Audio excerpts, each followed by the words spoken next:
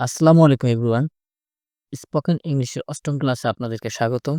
অতীতের ক্লাসগুলোতে আমরা শিখেছি কিভাবে বি ভার্ব ব্যবহার করে প্রেজেন্ট টেন্সে, পাস্ট টেন্সে বাক্য তৈরি করতে হয় এবং আমরা তার সাথে শিখেছিলাম কিভাবে অ্যাফার্মেটিভ, নেগেটিভ এবং প্রশ্নবোধক বাক্য তৈরি করতে হয় বি ভার্ব ব্যবহার করে।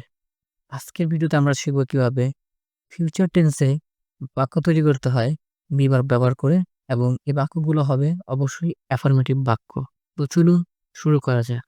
তো আমরা যে বাক্য আজকে তৈরি করব বি ভার্ব ব্যবহার করে ফিউচার টেন্সে অ্যাফার্মেটিভ, সেই বাক্যগুলো কি হবে? ব্যক্তি, বস্তুর অস্তিত্বের বৈশিষ্ট্য ইতিবাচকভাবে প্রকাশ করা হবে এবং তা আমরা ব্যবহার করব বাক্যে উইল বি ভার্বটা ব্যবহার করে। তো এখানে কিছু উদাহরণ দেখতে পাচ্ছেন, আমি দিয়ে রাখছি। I will be a doctor. আমি একজন ডক্টর হব। He will be famous. সে বিখ্যাত হবে। তো এখানে একটা জিনিস লক্ষ্য করেন, বাক্যের শেষে হবে, হব এই ধরনের কিন্তু বাংলা শব্দ আছে। আপনি যখন উইল বি ব্যবহার করে বাক্য তৈরি করবেন, এর বাংলা অর্থগুলো এইরকমই হবে।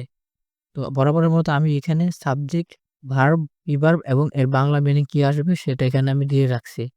তো আপনারা দেখতে পাচ্ছেন সাবজেক্টের সাথে প্রত্যেকটা ভার্বের সাথে উইল বি হবে। এখানে অন্য কোনো ভার্ব নাই, পরিবর্তন করতে হবে না। বা পাস্ট টেন্স এবং প্রেজেন্ট টেন্স আমরা দেখেছিলাম। সাবজেক্ট অনুযায়ী তাদের কিছু ভার্ব চেঞ্জ হচ্ছিল। কিন্তু এখানে প্রত্যেকটার সাথে উইল বি হবে। তাহলে আজকের লেসনটা কিন্তু আপনাদের জন্য খুবই সহজ হয়ে গেল। আপনাদের সাবজেক্টের সাথে কোন ভার্ব হবে এই নিয়ে চিন্তা করতে হবে না। তবে আপনাদের একটু প্র্যাকটিস করতে হবে। কিভাবে প্র্যাকটিস করবেন? ঠিক আগের মতোই। I will be আমি হব। I will be আমি হব। You will be তুমি হবে। You will be তুমি হবে। You will be আপনারা হবেন। You will be আপনারা হবেন। He will be সে হবে। He will be সে হবে। She will be সে হবে। It will be এটা হবে। We will be আমরা হব। They will be তারা হবে। তো এটা কিন্তু বেশি একটা কঠিন নয়। আপনারা যদি আ অল্পতে প্র্যাকটিস করেন, এইটা আপনাদের খুব দ্রুতই আপনাদের আয়ত্তে চলে আসবে। কারণ এখানে আপনাদের verb কিন্তু চেঞ্জ হচ্ছে না। প্রত্যেকটা সাবজেক্টের সাথে একই verb। তো এটা যখন আপনাদের ফ্লুয়েন্সি চলে আসবে, তারপরে আপনারা চলে যাবেন ঠিক এক্সাম্পল সেন্টেন্স এ।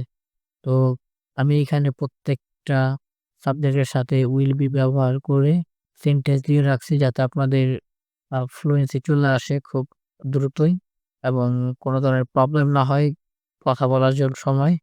তো আপনারা ঠিক আগের মতোই ওই উপরের প্র্যাকটিস শেষ হওয়ার পরে নিচে চলে আসবেন এবং প্রত্যেকটা সেন্টেন্স বেশ কয়েকবার করে পড়ে ফেলবেন। তাহলে আপনাদের কিন্তু জড়তাটা কেটে যাবে। তো আজকের লেসনটি এর বেশি বড় করার প্রয়োজন নাই। এতটুকু যদি এখন প্র্যাকটিস করেন তাহলেই হবে। তো নেক্সট ভিডিওতে আমরা আরো নতুন কিছু বাক্য তৈরি করা শিখব। আজকের ভিডিওটি এখানেই শেষ করতেছি। সবার সুস্থ থাকবেন, ভালো থাকবেন। আল্লাহ হাফেজ।